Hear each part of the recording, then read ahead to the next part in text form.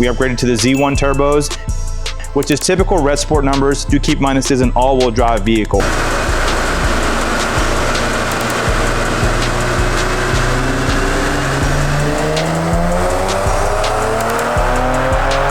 So basically a brand new car. And as you can tell, just flooring in, drive. It's got the initial response. Hey, what's going on, guys? Nick from Soho Motorsports. Today we've got Michael's 2022 Infiniti Q60 Red Sport all-wheel drive. We'll talk about how we went from base numbers, which are around 370 wheel, to almost 500 wheel with Z1 turbos and pump gas. All right, guys, so how did we go from the baseline numbers on a Red Sport to almost 500 wheel on this vehicle? So Michael delivered this vehicle or transported this vehicle to us with only 6,000 miles on it.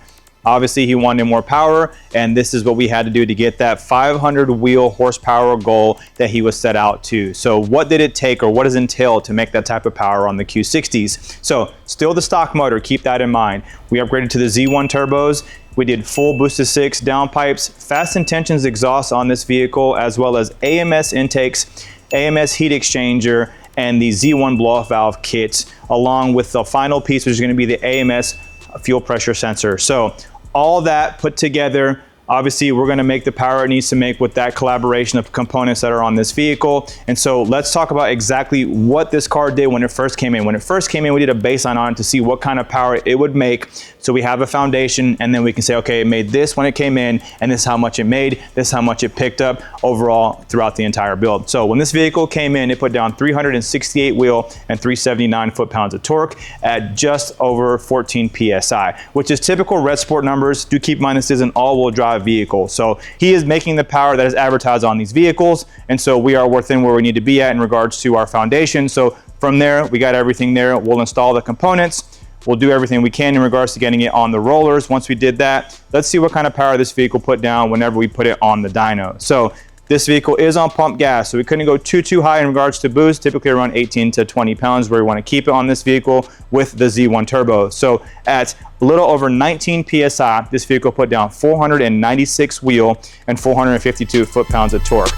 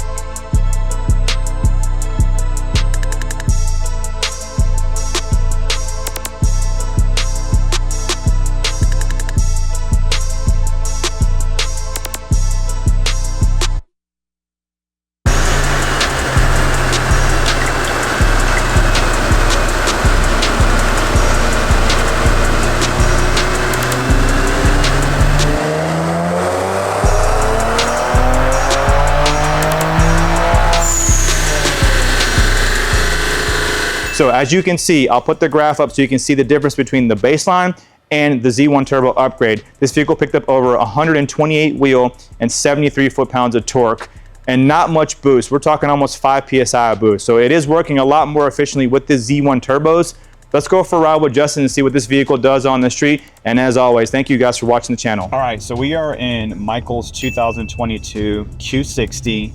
This car has 6,000 miles on it, and we just did all of the modifications to it, including Z1 turbos, fulls, AMS rear differential, AMS intakes, heat exchanger, the whole shebang on pump gas. It's got the catalog. It's got the catalog, yeah. All-wheel drive too, so we shouldn't have any issue putting the power down.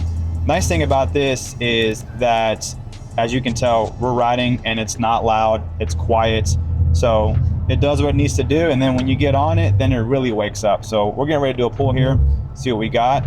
This thing made just under 500 wheel on pump gas at around 18 pounds or so. So let's see what we got.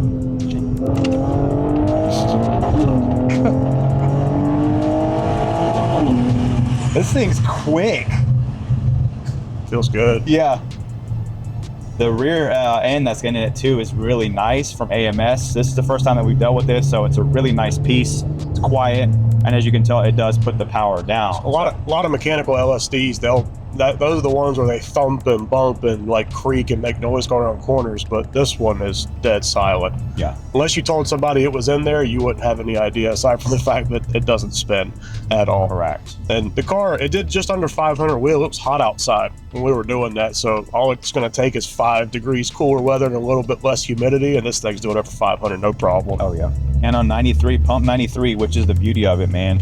So definitely a fun little car. Like I said, it's got 6,633 miles to be exact. So basically a brand new car. And as you can tell, just flooring in, drive, it's got the initial response. So these Z1 turbos are definitely the way to go on these Qs, man. They're not as punchy as the stock ones. Yeah. A lot of people will say, oh, I want the torque. The torque is what blows the factory engine up. That crazy torque punch the second you touch the throttle, it feels great, feels fantastic on the street, but it's really hard on the factory short block.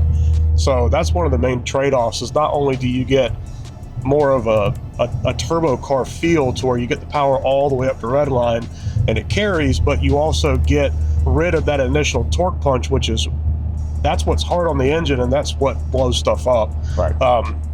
So you get rid of that. You know, everything's nice and easy down low. You roll into the power, everything's nice and linear. It's super smooth. And you get, you know, not only just, it's not like it's a dyno clean, just makes peak power numbers. It makes real usable power under the curve. It's just a little bit later in the dyno graph. So, I mean, it's a great option. And, you know, Z1 also released their 60B and their 80B for, you know, a couple different setups. So you've got one that's a little bit better suited for street vehicles and pump gas. And then you got one that's better suited for, you know, higher power, built VR, somebody who's really wanting to max out what the VR could do. So, I mean, there's a lot of different options there on that. But, I mean, as far as, I mean, man, if you want to get rid of the possibility of factory turbo failure, you know, significantly lessen the possibility of engine short block issues due to that torque punch, and then also this one is a 22 with low miles on it, but kind of like the VHRs that have the gallery gasket issue, these are the ones that the coolant galley plugs are leaking in. So we did the preventative maintenance on that, the oil control solenoid, all those bits and pieces that are kind of the weak points, if you want to call it that, in the VR. So it gives everything the best chance of living at this power level. He should have a lot of fun in this car for a long time. I mean, you know, we're excited and very grateful for the opportunity to do this. I haven't even met this gentleman in person, you know, so Michael, thank you so much for, you know, trusting us with your vehicle and shipping it up here to us and all the parts and letting us get this knocked out for you, man. It's an awesome car. You're going to have a great time with it. Yeah, for sure, for sure. And as always, we appreciate you guys watching the channel. Hit the subscribe button below. We'll catch you on the next one.